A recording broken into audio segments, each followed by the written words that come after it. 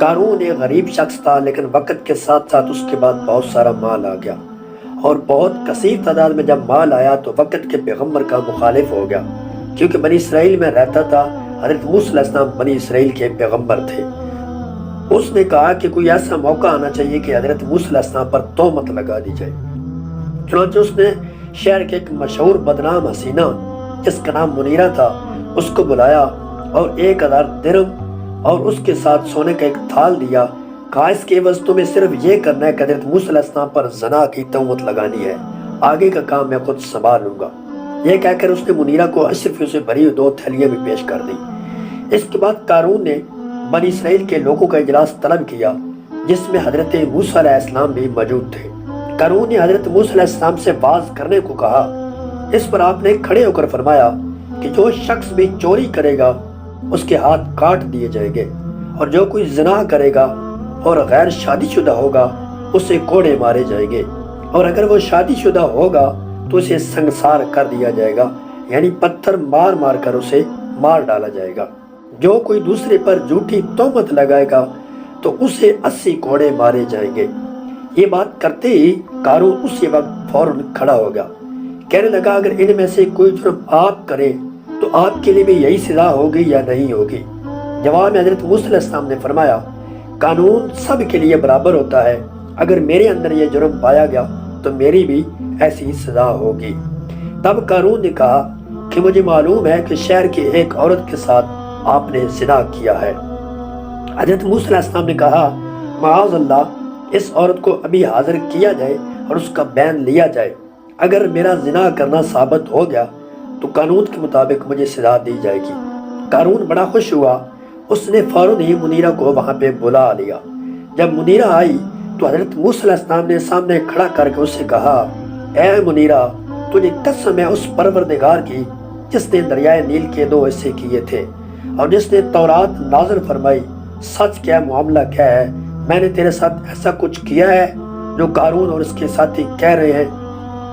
منیرہ نے کہا یہ لوگ بالکل جھوٹ بول رہے ہیں، میں حالانکہ گناہگار اور بڑی بدکار عورت ہوں، لیکن اس بات کو ہرگز پسند نہیں کرتی کہ اللہ کے نبی پر زنا کی جھوٹی تہمت لگاؤں۔ مجھے قارون نے تم پر جھوٹی تہمت لگانے کے لیے بہت بڑا لالچ دیا تھا اور پیشگی کے طور پر اشرفی کی 2 تھیلیاں دی تھی، یہ تھیلیاں آپ دیکھ لیں، ان پر ان کی مہر بھی لگی ہوئی ہے۔ یہ کہہ کر اس نے حضرت موسیٰ علیہ السلام کو تھیلیاں دے دی۔ منیرہ کا بیان ختم ہوتے ہی حضرت موسیٰ علیہ السلام بھائی سجدے میں گر گئے اور اللہ تعالیٰ کی بارگاہ میں دعا کی، یا الہی میں تیرا رسول ہوں، تو جس نے مجھ پر بہتان لگایا اس پر اپنا عذاب نازل فرما۔ جواب میں کہا گیا کہ ہم نے زمین کو تمہارے اختیار میں دے دیا، موسیٰ تم جو کہو گے اس پر یہ عمل کرے گی۔ تب حضرت موسیٰ علیہ السلام نے حاضرین سے مخاطب ہو کر فرمایا کہ جس طرح اللہ نے فرعون کو ختم کرنے کے لیے مجھے بھیجا تھا، اسی طرح قارون کو ختم کرنے کے لیے بھی مجھے بھیجا ہے۔ جو کوئی اس کے ساتھ جانا چاہے جا سکتا ہے، اور کوئی اس سے الگ ہونا چاہتا ہو تو ہو سکتا ہے۔ یہ سن کر 2 افراد کے سوا سب قارون سے جدا ہو گئے۔ اس کے بعد حضرت موسیٰ علیہ السلام نے زمین کو حکم دیا کہ پکڑ لے اس مردود کو۔ اس وقت قارون ایک تخت پر مخمل کی گدی پر بیٹھا تھا۔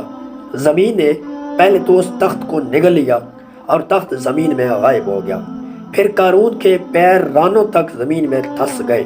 قارون جیسا ظالم آدمی جس نے حضرت موسیٰ علیہ السلام پر زنا کی تہمت لگا دی، اتنا بڑا جرم کسی نے نہیں کیا کہ جتنا قارون نے کیا۔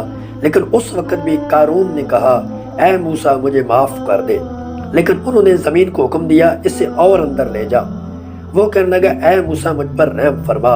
وہ معافی مانگتا رہا اور موسیٰ علیہ السلام کہتے رہے زمین اسے اور نگل لے اور نگل لے، حتیٰ کہ قارون سارے کا سارا زمین پر دھس گیا۔ تو پھر اللہ تعالیٰ نے کہا اے موسیٰ وہ تجھ سے معافی مانگتا رہا، تو نے معاف نہ کیا، لیکن مجھے اپنی عزت و جلال کی قسم اگر وہ مجھے ایک مرتبہ بھی کہہ دیتا کہ مالک مجھے معاف فرما دے، میں اسے زمین سے نکال کر باہر کھڑا کرتا رہا، لیکن تجھ سے معافی مانگتا رہا، تو نے معاف نہیں کیا۔ مجھ سے معافی مانگتا تو میں اس کی معافی قبول کر لیتا۔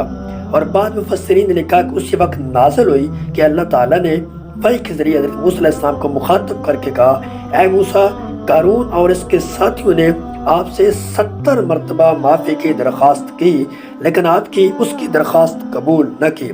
قسم ہے مجھے اپنی عزت و جلال کی، اگر وہ مجھ سے صرف ایک دفعہ رحم کی درخواست کرتا میں اسے ضرور نجات دے دیتا۔